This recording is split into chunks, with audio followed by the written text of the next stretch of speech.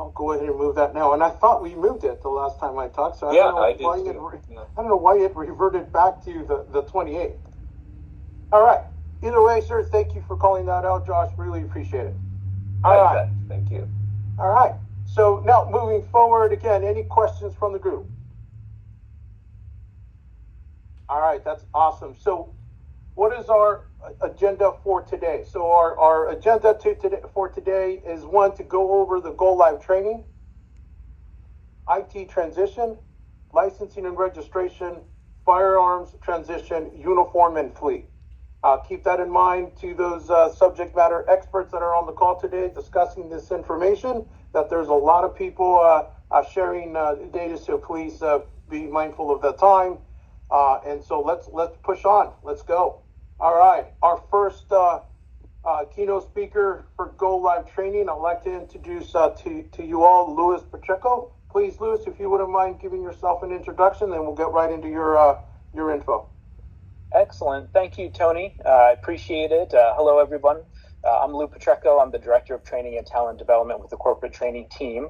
Happy to be with you today to kind of give you a preview of what to expect over the next couple months as we work towards that Go Live date and beyond. My team will be the ones taking you through our Go Live training that is scheduled for the 19th to the 21st, and we'll be working with you to rebuild schedules and a variety of other topics to help ensure that you're prepared for that Go Live date and are accustomed to how we operate as Allied Universal. So we'll be working closely with the branch teams throughout this process. And Tony, if we go to the next slide, we'll give you a little overview of what to expect, especially as we get into late August. So as Tony said, we are putting together the list now of all the individuals that will be asked and required to attend our virtual Go Live training. It is a virtual training, so it'll be happening over Teams, similar to this training today. And those invites will be going out. I'm expecting them to go out probably around the 1st of August, but if you want to put a hold on your calendar now for the few important dates that you see on the screen, the first one being August 15th. What we do is before every Go Live training, we get together and we just do a check, making sure that everybody has all the hardware they need, your laptops, and you have access to all the systems that you'll need going forward, but most importantly, that we'll introduce you to and that you'll need to be able to log into as part of the Go Live training. That check is going to be on Friday, August 15th at 1 p.m. Eastern Time. The following week, that Tuesday, Wednesday, and Thursday is when we have our primary Go Live training. Again, it'll be virtual on Teams, starting around 11 a.m. each day that's Eastern Time. We're located in Pennsylvania here. So that will go from about 11 a.m. to 7 p.m. Eastern Time on the 19th, 20th, and then the 21st, we have a modified session. Our goal during those sessions is to introduce you to Allied Universal, how we operate, learn a little bit more specific information from our corporate departments, including human resources and finance and safety and shared services. And then by the afternoon of the 20th of August, we're going to be diving really deep into WinTeam, which is our scheduling tool that we use to manage our employees and to schedule our employees and bill our clients. Prior to the trainings, we have a series of videos we'll make available to you. We'll send it out in an email so that way you can start to see what the systems look like and learn a little bit of our scheduling processes before the Go Live training. So that way it's not completely brand new to you when we get together on that 20th and 21st, focusing deep into WinTeam. Our goal is that by the end of the day on the 20th, we start building posts within WinTeam, and on the 21st, we start populating names into schedules. We're going to continue that support with you all the way through through the Go Live date. So each day, we're going to have what we call open office hours, which is just an open invite for you to jump on and ask our team any questions that you have, to get us to look over anything that you're building, or just to get clarification on anything as you prepare for that Go Live date. So a few important things here is, again, it's all going to be virtual, so make sure we'll do that check the week before. If you can start blocking off the 19th, 20th, and 21st now, especially if you're going to have scheduling responsibilities going forward, the invites will be coming out hopefully, again, by August 1st, Friday, August 1st. We will send out those videos in advance, and then we'll provide you with additional materials, including workbooks, documents, and key contacts for you to have as we get ready for the Go Live trainings. We will also distribute to everybody new employee IDs for your employees. That'll be their AU employee IDs. You will need to populate their names into the schedules. So we'll send them out to you. In the meantime, as you get ready for that training, and most of you probably have this in some fashion already, if you can start collecting all of your schedules, we're going to need your existing schedules to act as a template, so that way we can rebuild them into our WinTeam system. Tony, let's go to the next slide. So this is just highlighting, again, on the 15th at afternoon, 1 p.m. Eastern time, we will do that system access and hardware check. We'll have members from the IT department on with us, so that way we can troubleshoot any outstanding issues prior to the virtual Go Live training, which begins at 11 a.m. August 19th. That training will continue through the 21st of August. And then immediately after, starting on the 22nd, my team will have daily open office hours for you. We're going to continue to help you build those schedules and answer any questions that you have all the way through the Go Live date. And let's go to the next slide, Tony. And there's, of course, a lot of information you'll be learning, not only during the Go Live training that we have set up for you, but there's a lot of other systems that we just don't have time to discuss during the Go Live training. So we have a series of trainings that we're still in the process of scheduling that will continue all the way through the rest of September. So they're all going to be virtual sessions with subject matter experts from the various corporate departments that we have that introduce you and explain to you a few of the topics that you see on the screen here. You will get separate invites for each one of these trainings, and we're going to try to hold them to a Tuesday or a Wednesday as best as we can. But all of those days are being finalized now, and as soon as everything is finalized, you will get invites not only for the system access and hardware check meeting that we will have on the 15th, the Go Live training, and all these other individual training topics. So look for a series of invites either coming from me, my team, or the AU Institute. If you have any questions or issues, there will be contact information for who to reach out to, so that way we can clarify anything for you. For those partners that we have on with us from the Allied Universal side, if you are a presenting participant during the Go Live training, if you could please have your training decks to us by August 8th. We'll ensure that we have everything we need, everything is aligned, and that we are good to go for a successful Go Live training on the 19th. So otherwise, Tony, the next slide I put together is just a high-level summary, again, of all the important dates that we put out there. I will send out those WinTeam training videos and scheduling videos by August 4th to the MaxCent managers coming on board. And really look forward to working with all of you, not only through the Go Live process, but my team is here to support you throughout your career with Allied Universal. So look forward to working with you. If you have any questions, feel free to reach out to me. My email will be in the deck, and it's on the screen as well. And looking forward to Go Live coming up here in a little bit underneath the month. So Tony, unless anybody has any questions, I will hand it back to you. Thank you, Lou. So quickly to the group, any questions, comments, or concerns? I see, Matt, you have your hand raised up. Please, to you, sir. Mike. That might be Mike. Yep. Hi, yeah. Mike. How are you? I'm pretty good. Question, the training time period, is that consecutive from 11 a.m. to 7 p.m.? Just consecutive training? It is, yes. Yep, so those are consecutive for those days, straight through a variety of topics. We will also, from a resource standpoint, we will be building out a Go Live training website for everybody. So any of the content that's shared, as well as any of the other presentations or workbooks and information we share, we're going to put in a centralized location for this team. So that way, once you get access to our internal website called SharePoint, you can go to that website and find all your Go Live training information all in one spot.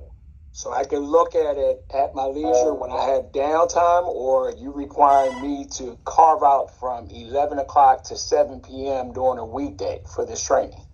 Yeah, so what we're planning is for everybody to be on those calls from 11 to 7 for those days.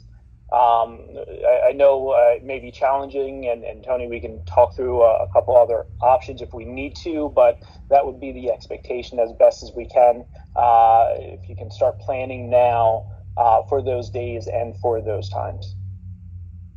Louis, this is Tracy. That will be, it is going to be a logistical challenge that we do need to work with the MACCENT team, because the supervisors that all will need to partake, as well as the contract management teams.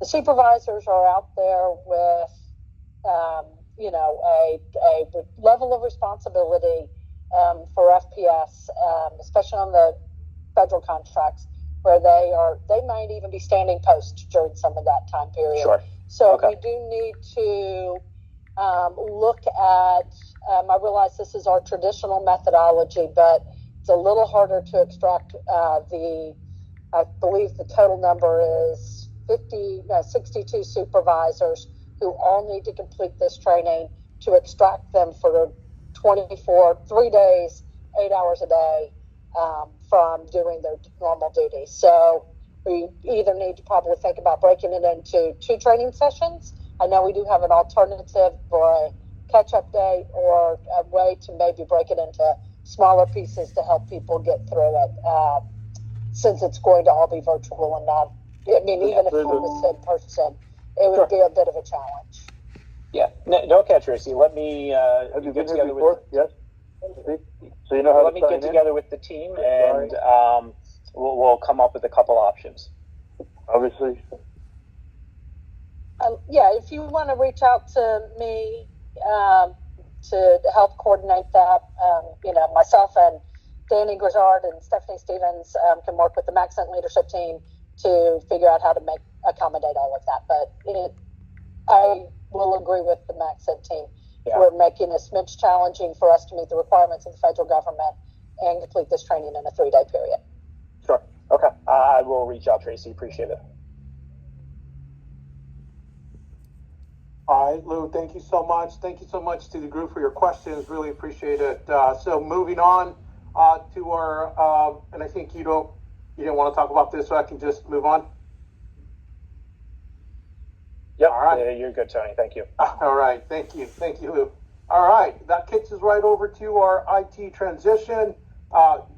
Chris Lee, to you, please, sir. All right. Christopher Lee, Director of IT Acquisitions. Again, a cell to phone transition. Not much changed yet from last week. Again, site phones will be delivered. Again, before the go live. I believe we're shipping those the week before training as well, along with the computers. So we'll be getting those out to you shortly. Next slide, please. Again, your email and everything else, we'll start working on getting all of those as we get closer to go live.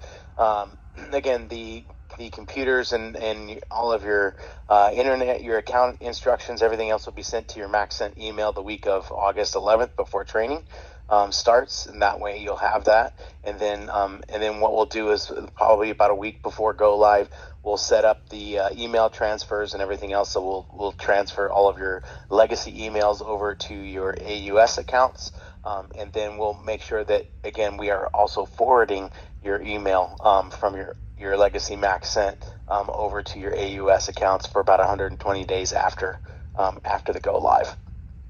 Your OneDrive and shared files and everything else will also be moved. Again, we'll start that process about a week before go live, with one final push at go live, so that we make sure we get all of that stuff transferred over.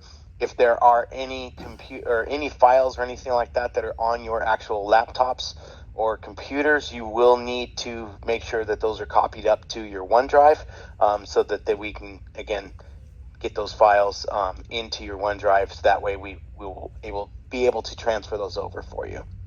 Next slide, please. Again, like I said, the laptops will begin to ship on August 11th. That's 1 week before the training. So again, we'll make sure that you guys get those. Again, we will be doing FedEx tracking. We will be shipping those out to the branches so that that you're able to pick up your equipment there. Again, we do want you to retain the original box because you are going to ship back your old laptops in those boxes.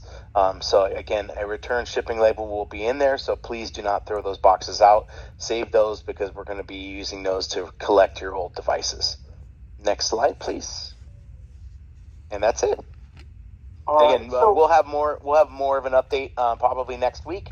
And, again, we'll have a little bit more details on exactly kind of what we're doing, and then I'll also have a user list and equipment list put together as well. All right, Chris, thank you so much. Appreciate that update. So quickly to the group, are there any questions, comments, or concerns?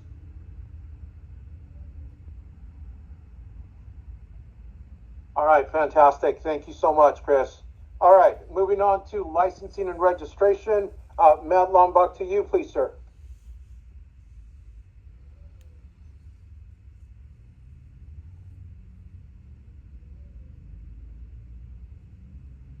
Tony, I think Matt's out on PTO this week. Oh, okay. All right, fantastic. Thank you for that, sir. All right, well, let's push right on to firearms transition. Kicking it over to Anne-Marie, please, to you. Great, thank you, Tony. You can go to the next slide. All right, so as we discussed briefly last week, our initial activities have started. We've had some alignment sessions with the team in regards to firearms and the locations.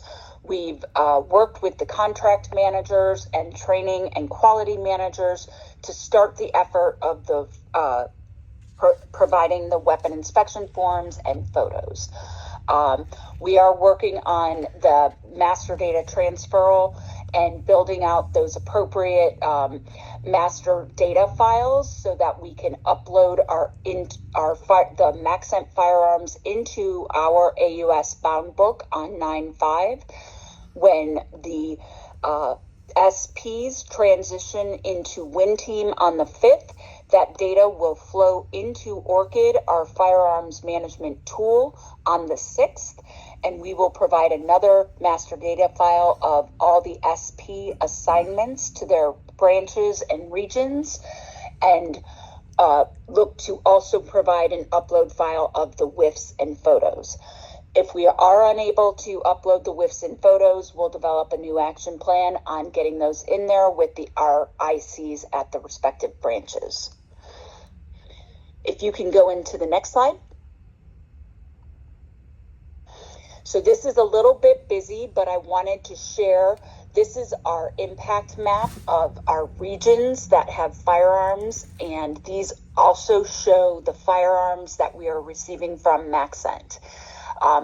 In our discussion yesterday in our firearm weekly update, we found there were some that were showing as Kerberos, and so we are looking at taking those out and making sure that we have the appropriate number of firearms that are truly MAXENT and what are truly Kerberos. So more discussion to come on this, but for right now, we're looking at total MAXENT firearms of about 1,080. Any questions on this slide? Okay, if you move to the next.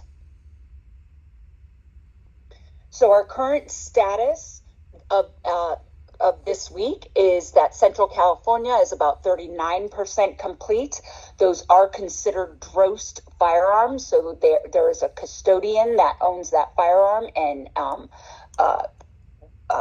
DROSes it to that employee.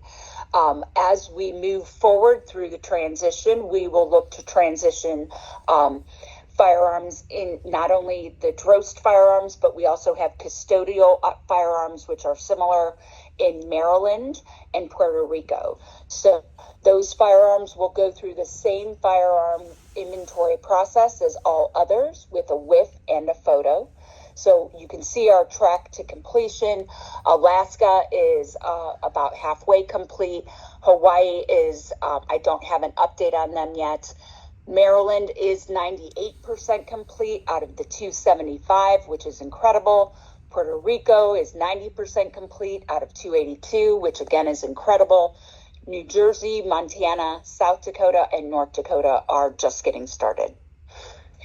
We will be providing an update report card in this meeting every week showing our percent to complete of those WIFs and photos. We are looking to have a deadline of August 18th for that completion, with potential to move into that following week, but definitely looking to have these WIFs and photos in our repository at AUS prior to the implementation. If you can go to the next slide, please. This we talked about a little bit before, but it's the firearm management audit and upload has a couple of different components to it. It's gathering the three like data positions, the location, the employee, and the asset. We'll integrate that into our inventory file. That will be that upload file that we put into ORCID. Once we have those different data sets, we'll have those three different uploads that we'll provide for ORCID to get those inventories locked and loaded into our book and assigned to our new SPs. We will then do an audit of the audit after the 5th, where our branch ICs will be validating the information of that location to that employee to that asset with those evidentiary WIFs and photos. If you can go to the next slide, please. From a timeline perspective, again, we'll be creating those firearm master files for the uploads. On 9/5, we will do the, obviously WinTeam goes live and our bound book will go live. So all of those firearms will go into our AUS bound book on the 5th. On the 6th, the WinTeam flow will go into ORCID and the reconciliation will begin of the validation of the security officer to the firearm to the location. Next slide.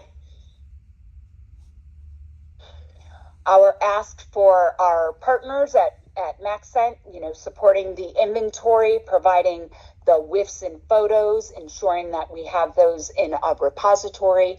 I know I sent out today to the team a link. I think we're having some challenges with that, so I've reached out to some of my IT counterparts and training counterparts to make sure I get that repository in a place where everyone has access and can drop their files. Of our contract managers, training managers, and quality managers, really the biggest part is supporting this inventory effort. They're that first line of defense, if you will, for those SPs and getting that work complete.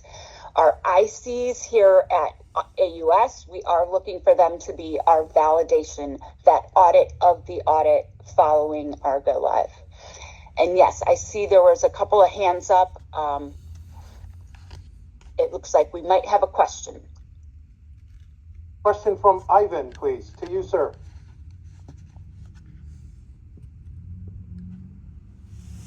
Good afternoon to everybody. From listening to what you just said, ma'am, so there's going to be a requirement that we use the TAMS, which is the federal system for tracking of training, and I don't know if it's WinTeam or ORCID, that we're going to have to duplicate those entries into that other system. Am I correct? Yes, sir. Sorry. Jump in there real quick. Not correct. I'm sorry. These, for a weapons qualification perspective, that the items specific to TAMS and PTS are tracked separately by the quality control team that reports to Stephanie Stevens. So we don't actually do, because the records are so extensive for FPS, we actually don't duplicate a full set of compliance codes into WinTeam for that. It'll be a single code that comes over. We're working on that, but it should be a single code for federal suitability that we track in WinTeam. And then the state licensure, where required for them to carry a weapon, will need to be in WinTeam. But other than that, the TAMS PTS document are outside of WinTeam. Thank you so much for that, Ryan. I know we do have the armed coding already put together. Nick Doobie has been supporting the ORCID implementation. I wasn't aware that those were different, so thank you for that clarity. Yeah, and I think that Tony, it's still, I don't know if it was outstanding or solved from I missed the call yesterday, but for how the ARM license validation was going to get done ahead of those personnel being go live in WinTeam. But I think that might still be a hot topic. Stephanie's team is handling that, Ryan. Roger that. And Anne-Marie, just 2 parts on this. I apologize. If you covered the DC weapon percentages, I didn't see it. I heard the other ones, and then the second part is just for the MaxEnt team, if I know we have a bunch of statewide programs, but there are 2 options for ORCID. If the weapon is home storage, it'll get assigned to the employee. If it is stored on site, it'll get assigned to what's called a bin. Correct.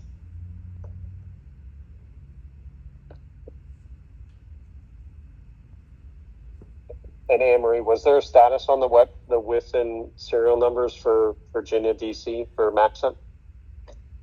So, stand by 1 second. Okay. So when those firearms are all owned by Kerberos, the DC area contracts. That's Kerberos ownership. Thank you, Russ. Yes. So Ryan, right now, all Virginia and DC are considered Kerberos.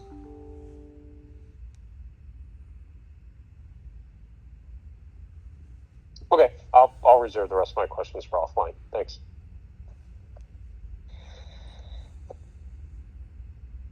Any other questions around the firearms?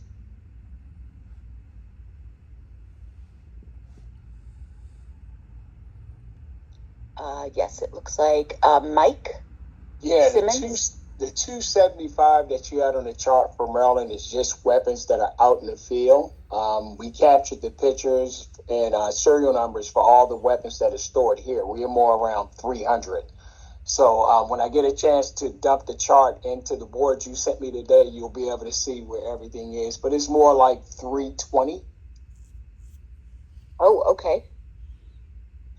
And what business is that, or what state? I'm sorry. FPS Maryland. Maryland, got it. 320. Okay, thank you.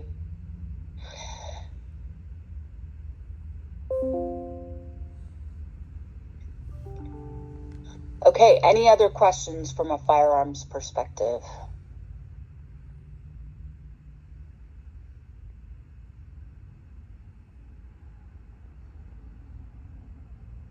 Great, that's all I have, Tony.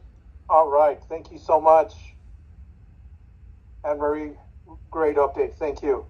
All right, so again, moving off of firearms and moving on to uniform transition.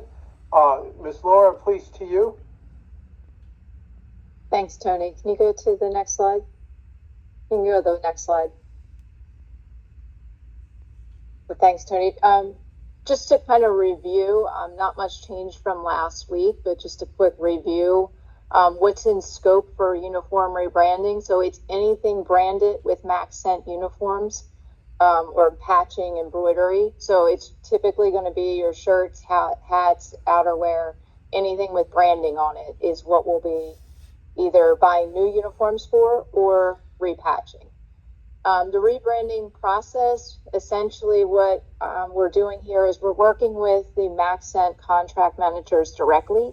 Lynn Danzy and I have a combined uniform and fleet rebranding call with the contract manager specifically, where we go into detail to explain the process to them, They are the ones actually ordering the uniforms and following up, doing the repatching of the uniforms.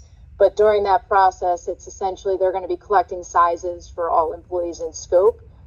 We have set up all MaxCent contract managers with a login to the Pacific 99 portal where they can make new purchases. We also are accepting spreadsheet orders from the team. Whatever is easier on them, we've set this up for them. For repatching, they can utilize Pacific uniforms. They have a form specifically for that they can turn in with their box of uniforms that need to be repatched, or they can choose to use a local vendor. Either or is perfectly fine to do. And then basically they need to issue the new uniforms to the SPs. They need to make sure the uniform fits and make sure the SP understands not to wear the uniform until 9/5. So I just want to be very specific with that. When ordering new uniforms from a different vendor, because it is a different vendor than what they've been used to, there can be uniform size mismatches. We are asking the MaxCent team to not return anything, to hold on to any uniforms that do not fit. If they need, different ones to fit, that's fine. They can reorder for that employee to get the specific size they need. However, we want to keep the uniforms on hand. One, because there may be exchanges with other employees that they can do and swap out sizes, which is perfectly fine. Two, there's going to be new hires, so we need to make sure they're getting uniforms so it can save them, one last order to make. So we just want to make sure that stays on site. They don't need to return anything that does not fit an SP. They just need to go ahead and order new uniforms with the correct sizing. The rebranding timeline, so all orders must be submitted by 8/1. The only exceptions are going to be new hires or new business. So we'll continue to take orders, but it should basically be your new hires or new business that comes on board. Go live 9/5, make sure the SP understands they need to be in the AUS uniforms. And then after 9/5, they can continue to repatch existing MaxCent uniforms. So we have told the MaxCent contract managers, whatever's easier for them. We are issuing them 3 new shirts and a coach's jacket at Go Live. So there isn't that pressure of having to repatch everything prior to Go Live, but we do want the uniforms repatched as well. So they can do it whatever works best for them to get the uniforms repatched prior to Go Live or after Go Live. They can do either or. Tony, if you can go to the next slide. So essentially this, I won't go into detail here, but it just gives you information on how to go about repatching outerwear and shirts or buying new garments. And it just specifies kind of, again, 3 shirts per SP and 1 windbreaker or coach's jacket. Can you go to the next slide, Tony? So then just kind of high level, again, the big date there is 8/1 is the last day to submit orders. People who have placed their orders are already receiving orders and distributing. It's just make sure that we're telling the SPs not to wear them till 9/5, but to make sure they do try it on, because there will be size variances. We do know that will happen just with a change of vendor. That's all on my end, Tony. Are there any questions on uniforms?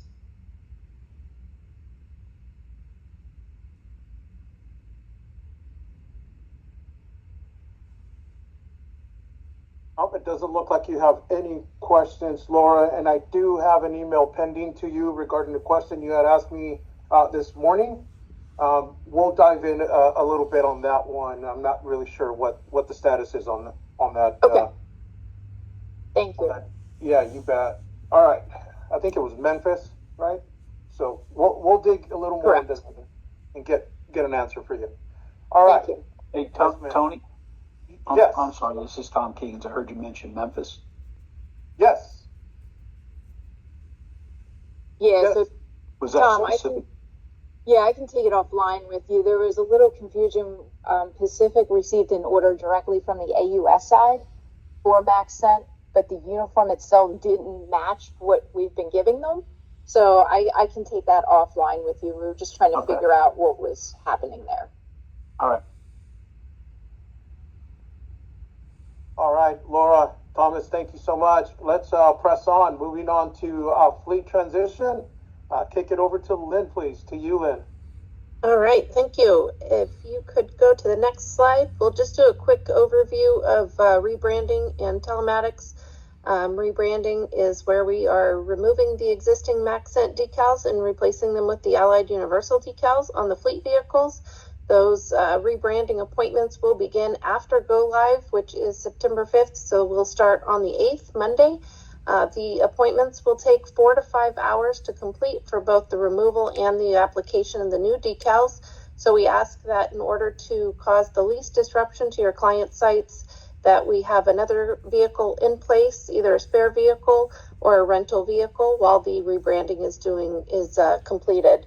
Also, when we pick out a rebranding location, we want to make sure that that location is dry and level, that there's space around the vehicle for the vendor to work, that it's bright and lighted.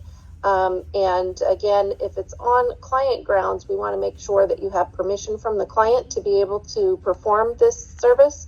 Otherwise, we'll need to seek out a different location for the service to be completed. Again, we want to have the least disruption to our client sites. Next slide, please. Lytx is our telematics system. We install Lytx devices on all of our fleet vehicles as it pertains to our fleet driver safety program. Yes, Tracy. So recognizing that the vehicles that are in use on the FPS contracts are all roving field supervisors, and we'll need to have, vehicles available unless there's one that just happens not being used at the given moment. When we coordinate that, is somebody that can help us centralize getting rental vehicles for the team to use as we are going through the rebranding and the installation of the Lytx.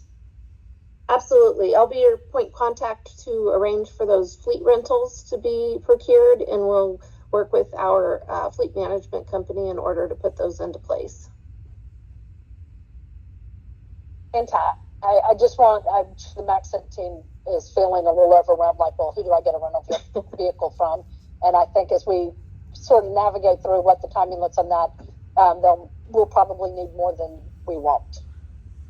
Perfectly understandable. And thanks. As Laura mentioned, we have a standing call with our contract managers each week. As part of this call, we'll make sure that that is addressed once we're setting up the appointments and such. We'll have sight into the scheduled appointments prior to, so that we'll have a good lead time in order to put those rentals into place. Wonderful. And I didn't mean to raise my hand again. Usual error. Sorry. No worries. Perfect. All right. So back to fleet telematics is our fleet driver safety program. Those installs will be completed on those vehicles that are able to have Lytx equipment. I understand that there are some sensitive sites, and so we are vetting those out to determine which vehicles are able to have telematics installed and which are going to be exempt based upon contract and confidential needs of the clients. Those installations if I will could be... chime in here just real quick. Absolutely. For the MaxScent team to provide some clarification on what Lytx is. Lytx is really a more of a not taking pictures externally, but a lot more focused on driver behavior. And so I would love to talk through that because unlike where we're putting cell phones on sites, I'm not sure there's as many sensitivity components as it relates to the Lytx. Because that is really focused on driver behavior. Are you paying attention? Are you speeding? Are you using your cell phone and texting and driving and all of those fun things versus your external surroundings? True. We do have the driver safety program in our foresights when it comes to the Lytx program. With Lytx does come a forward-facing video camera as well as an in-cabin facing video camera. There are times that forward-facing camera causes issues. Sometimes that we want to make sure that we're keeping that in our forefront of our minds and being mindful about that. Absolutely. Thank you. And Correct. This is more about driver safety and enhancing those triggers and events that happen when it comes to holding a cell phone, eating while you're driving, taking your eyes off the road, speeding, collisions, and such. There is a warning that comes in the car and alerts the driver of any behaviors that the equipment notices, and gives them fair advantage to be able to change those behaviors during their driving time. It's been a great program for Allied, and we're really excited about sharing it with your MacCent team as well. The installs of that.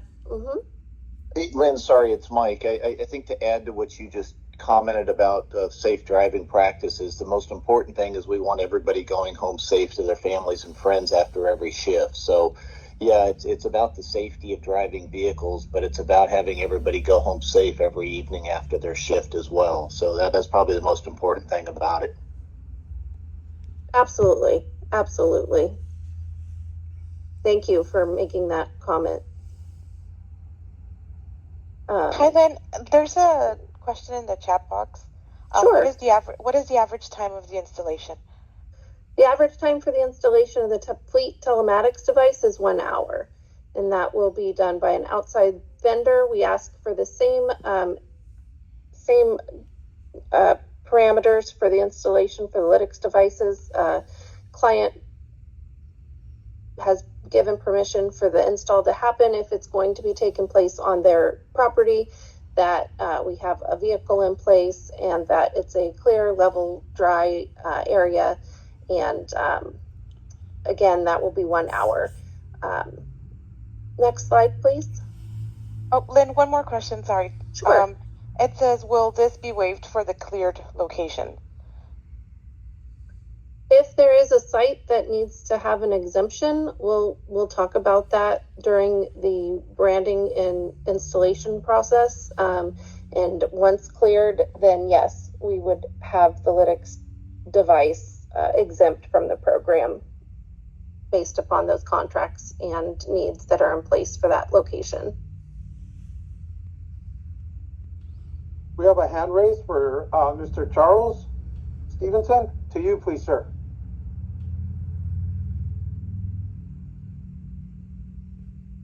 Oh, I think you might be on mute. You're on mute.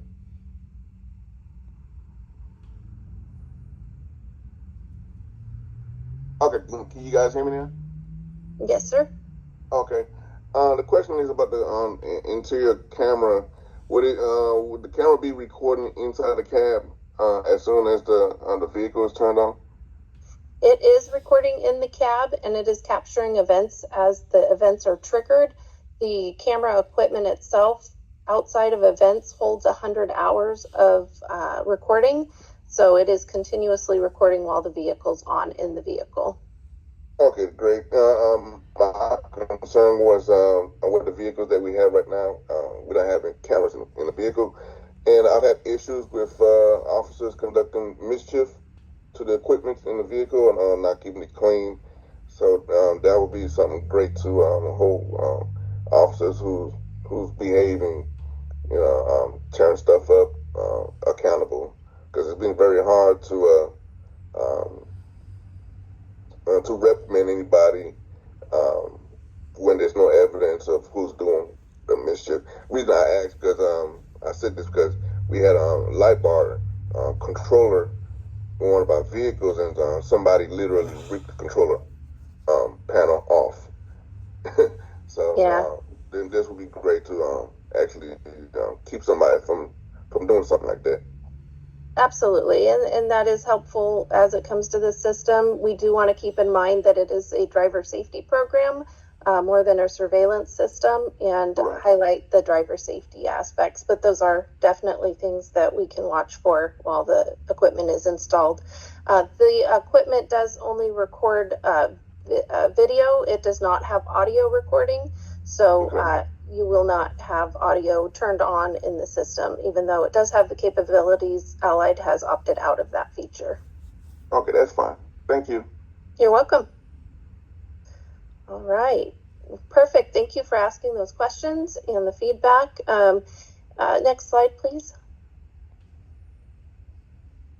We are working on data gathering. Dana is actually heading up the data gathering as it pertains to scheduling and getting the details for point of contacts as well as locations for both the decal rebranding and the Lytx installations. She has a set number of vehicles for the MaxScent team that she is working with. So if you do have a question and Dana reaches out to you, please get back to her as soon as possible. She again is collecting the point of contact information, which is the name, email, and phone number of the person that's going to be in charge of talking and meeting with the vendor to schedule any upcoming appointments, as well as being on site when the vendor appointments are scheduled. That's going to be for both, again, the decals as well as the Lytx installs. We are looking at a due date of having all data inputs completed by Friday, August 15th. At that time, we'll make sure that our vendors get the information and they'll begin scheduling those installs for after go live. Again, that's going to be starting on Monday, May 8th. And our hope is that we will have all of our installs completed by the end of October. That's a fair amount of time to give the sites enough leeway to schedule and make any arrangements for rentals and such as needed and coverage on the sites. And any vehicles that may be mapped incorrectly, please let Dana know and we'll make sure that that gets updated, or vehicles that might be missing. You guys are pretty straightforward, so I don't feel that we'll run into any issues in that sense. But again, Dana is heading up the data gathering for us and really appreciate her help as it pertains to this. Next slide, please. And next slide. All right, just given the timeline, we're just going to go over the quick timeline for our fleet deliverables. Again, August 15th is when our data collection will be due to Dana. We'll make sure that the vendors get that information to set up those appointments. Go live is September 5th, and we'll start rebranding and installs for the telematics on the 8th, and hope to have that completed by the end of October. Next slide, please. If you have any questions, please reach out to either Dana or I. Our contact information is here on this slide, and our telematics provider and rebranding provider are listed here for any information that you might want to look into as we start this process. Again, Laura did note that we have a standing call with contract managers each week where we will talk in more detail about the rebranding and installs. Again, we'll also go over the fleet management company details and answer any questions during that. We will have progress reports each week during our standing call, as well as during this go live prep call, so that everybody can see how progress is going as we schedule appointments, as well as our completed rebrands and installs as we get to that point. Are there any other questions before I hand it back to Tony? All right, thank you. All right, Lynn, outstanding. Thank you so much. And thank you to the group for those questions. Really appreciate them. All right, so moving over to our Go Live prep agenda. What is next? So for our Go Live prep agenda for 7/31, again, Go Live training, further discussion on Go Live training, IT transitioning, licensing firearm uniforms, and fleet. That is our next steps, right? We will continue to drive the message. Please have your questions ready, or feel free to email your selective groups to ensure that you get quick responses. Moving on to our next steps, main priorities. Again, that still remains service and customer retention. Again, legal and among other of our colleagues here have already begun their weekly calls. So please join those calls, as they are important, and a lot of information is shared on those calls outside of the prep Go Live calls. So please join those calls. Again, Uniform Fleet has already begun those, so great stuff.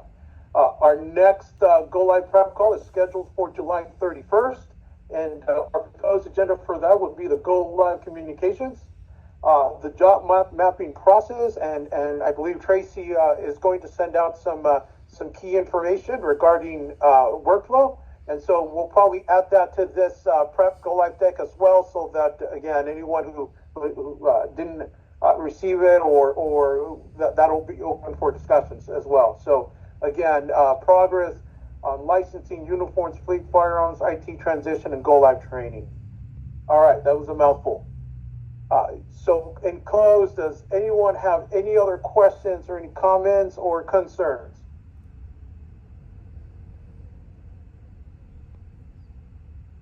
Okay, Ms. Tracy. Oh, Mike, to you, please. Yeah, I don't know if I discussed it with my team I met with yesterday or here, but the training requirement and its distribution is really a stickler point for this particular contract. I average anywhere from 39 to 40,000 hours a month. I have 6 or 7 supervisors that are on productive posts, so they work a schedule at a building.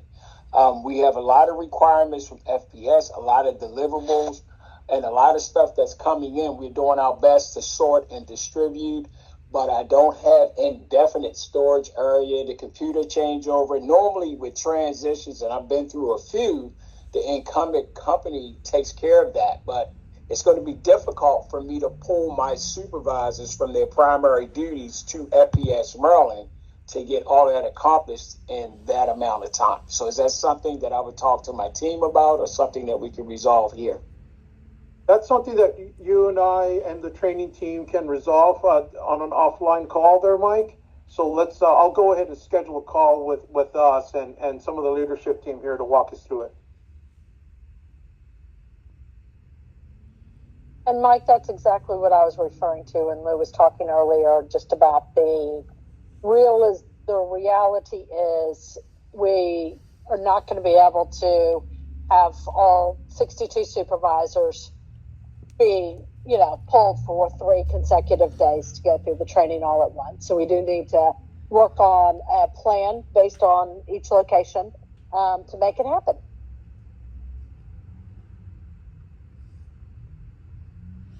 All right, Mike, thank you for that question. I really appreciate it. Back to you, Tracy, to close us out. Yeah, I just want to say, guys, I know that there's a lot of information, and I'm sure it feels overwhelming. It feels overwhelming to me, quite frankly. But what I would ask is that you send the questions to me, to Todd. Let's schedule time to talk through how we work and navigate through this together. We want this to be successful, and it works. It's a partnership to make it happen. So just, I ask each of you to, reach out and ask for help where you need it, and we'll collaborate to make it work.